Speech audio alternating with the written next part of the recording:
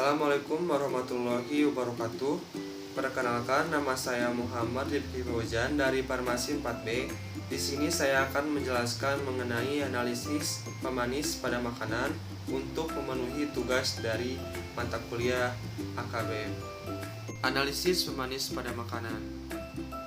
Sebelumnya, pemanis merupakan suatu senyawa kimia yang sering digunakan untuk keperluan produk olahan pangan, industri, serta minuman dan makanan kesehatan. Pemanis merupakan suatu komponen bahan pangan yang memberikan persepsi rasa manis tetapi tidak mempunyai nilai gizi atau disebut dengan non-nutritive sweeteners. Pemanis berfungsi untuk meningkatkan cita rasa dan aroma, memperbaiki sifat fisik sebagai pengawet, dan untuk memperbaiki sifat-sifat kimia sekaligus merupakan sumber kalori bagi tubuh. Nah, ada dua jenis pemanis, ada pemanis alami dan pemanis buatan. Nah, pemanis alami merupakan suatu pemanis yang biasanya berasal dari tanaman. Tanaman penghasil pemanis ini ada dua, ada tebu dan bit. Nah, tebu ini disebut dengan Saccharum officinarum dan bit disebut dengan Beta vulgaris. Kedua jenis tanaman ini sering disebut dengan gula alam atau sukrosa. Pemanis alami merupakan suatu pemanis yang berasal dari bahan-bahan nabati maupun hewani. Contohnya adalah madu, tebu, gula aren, gula jagung, kayu manis, kelapa, dan stevia. Selain sukrosa, ada jenis pemanis alami lain yang sering digunakan antara lain laktosa, maltosa, galaktosa, deglukosa, fruktosa, sorbitol, manitol, gliserol, glisina, dan lain sebagainya. Gula alami ini tidak mengandung vitamin, tidak ada serat kasar, hanya sejumlah kecil mineral, akan tetapi mengandung kalori 364 kalori dalam setiap 100 gram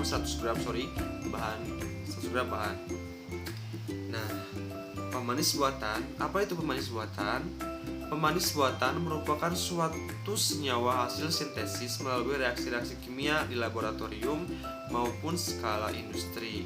Sesuai dengan keputusan Badan POM tahun 2004, Pasal 22, pemanis buatan digunakan untuk makanan rendah kalori dan makanan tanpa penambahan gula. Contohnya adalah aspartam, siklamat, sakarin, sukralosa, asesulfam, kalium, sorbitol, xilitol, eritol, laktisol, manitol, dan maltiol. Pemanis buatan menurut Peraturan Menteri Kesehatan Republik Indonesia Nomor 208 Menkes per 4.1985, di antara semua pemanis buatan hanya beberapa pemanis yang diizinkan penggunaannya. Terdapat 6 pemanis buatan yang diizinkan, yaitu yang pertama ada kalium asesulfam. Nah, biasanya digunakan dalam makanan kaleng, minuman ringan, dan gula dapur. Yang kedua ada aspartam. Nah, aspartam ini digunakan dalam minuman ringan, yogurt, cuci mulut, dan campuran minuman dan tablet pemanis. Yang ketiga ada sakarin atau disebut dan garam, natrium, dan kalsiumnya digunakan dalam minuman ringan dan tablet pemanis. Yang keempat ada taumatin digunakan dalam tablet pemanis dan yogurt. Yang kelima ada neosferidin, dohidrokakon atau disebut dengan DHDC, digunakan dalam minuman ringan dan preparat farmasi seperti pil vitamin. Dan yang keenam ada asam siklamat.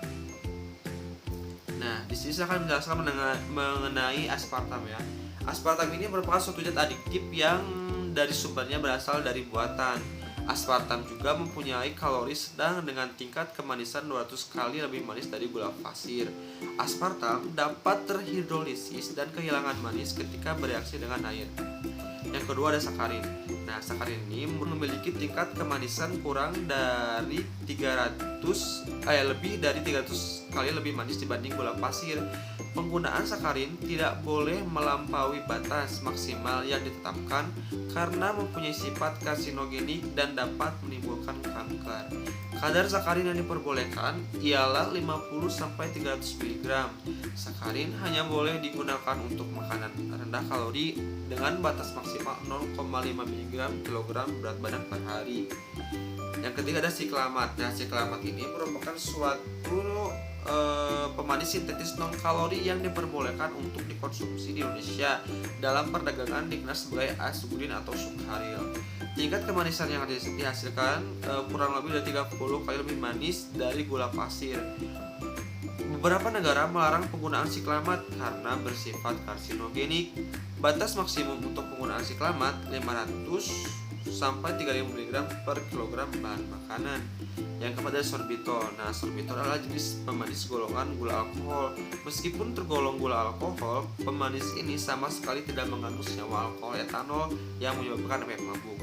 Nah, sorbitol juga suatu pemanis yang rendah kalori. Jika dibandingkan dengan gula pasir, sorbitol memiliki kalori 35% lebih rendah. Satu gula pasir memberikan kalori sebesar 4, sementara itu dalam 1 gram sorbitol mempunyai kalori hanya 2,6. Sorbitol hanya dapat larut air terkandung secara alami di banyak buah seperti apel, kurma, beri, dan persik. Selanjutnya ada asesulfam-K. Nah, asesulfam-K ini suatu pemanis yang mempunyai tingkat kemanisannya yaitu 200 kali lebih manis dari gula pasir. Asesulfam-K merupakan suatu pemanis yang tidak berbahaya. Beberapa kajian memperlihatkan bahwa asesulfam-K tidak dapat dicerna karena mempunyai sifat glikemik dan non-kariogenik. Food and Drug Administration atau disebut dengan FDA tahun 2003 menyatakan pemanis jenis ini aman untuk dikonsumsi. Yang kelima ada sukralosa. Sukralosa ini mempunyai tingkat kemanisan dari sukralosa lebih manis dari 6000 kali gula. Karena stabilitas panasnya sukralosa juga dapat digunakan produk yang dipanggang batas harian. Yang dapat diterima untuk penggunaan sukralosa adalah 5 mg berat badan per hari. Yang kedam ada neotam. Neotam ini memiliki tingkat kemanisan 800 kali lebih manis dari gula. Nah, selanjutnya ada cara isolasi pemanis. Ada dua ya cara isolasi. Yang pertama ada ekstraksi dan penyarian. Untuk cara isolasi ekstraksi, pertama 5 gram sampel dihaluskan. Setelah itu bungkus kertas saring dimasukkan ke dalam alat soklet. Ekstraksi dengan penyalut yang sesuai, misalnya ether, etanol, metanol, dan lain sebagainya.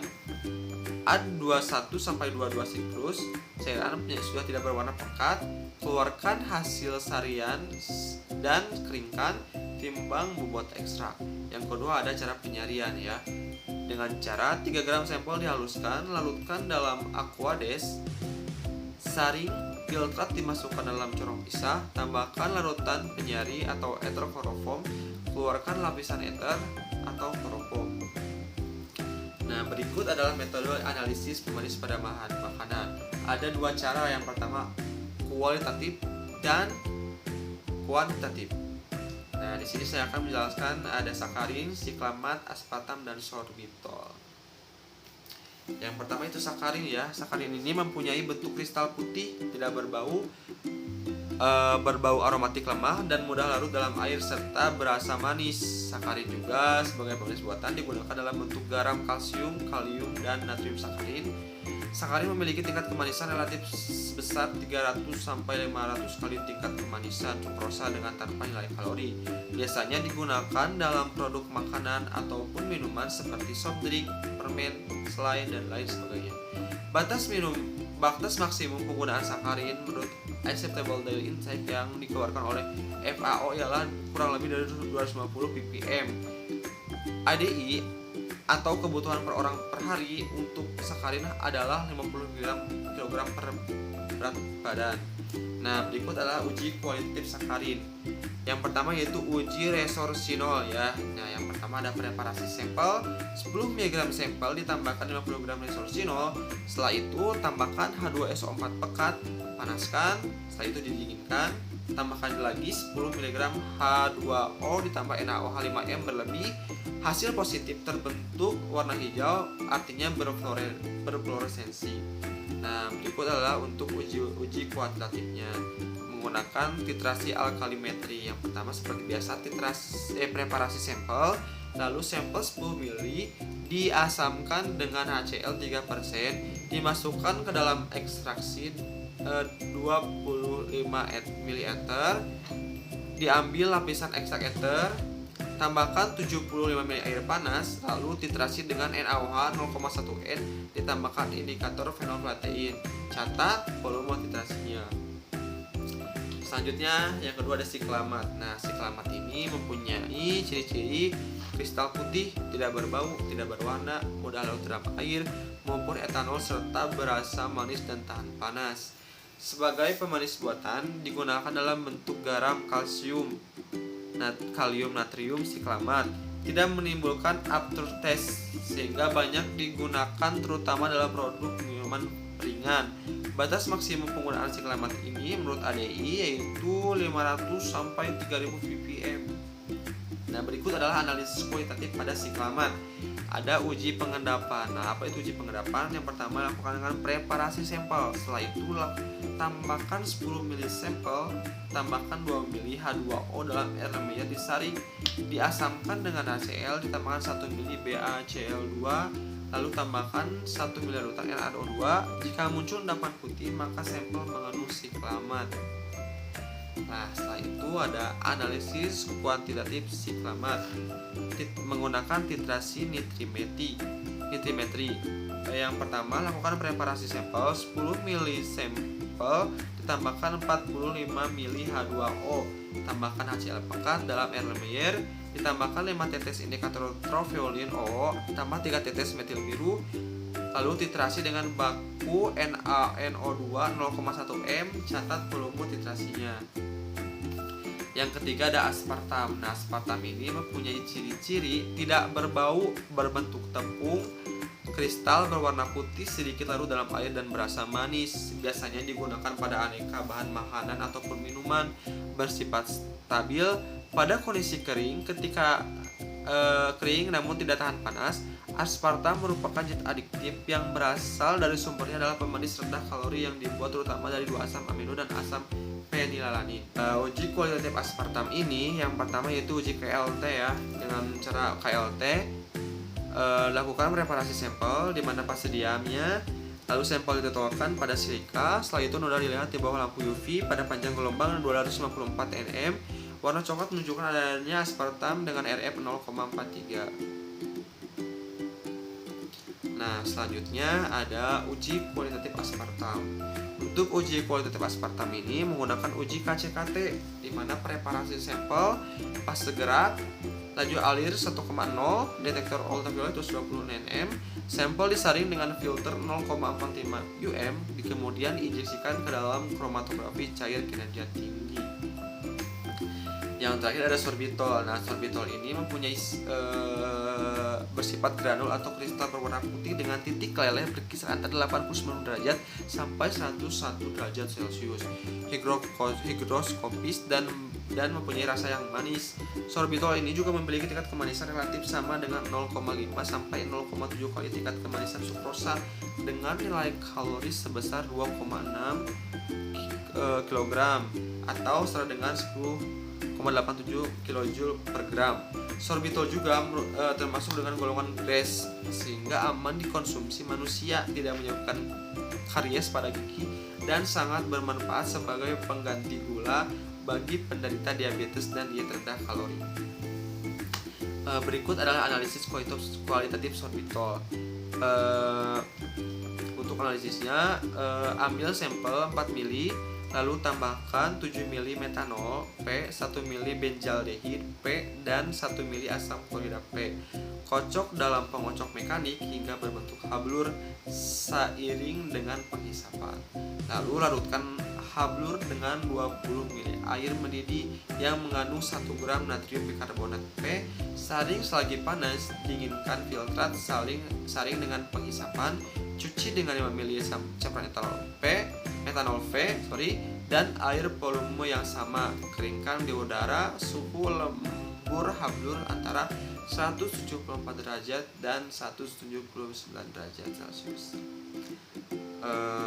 Berikut adalah referensi yang saya gunakan untuk analisis manis pada makanan. Terima kasih.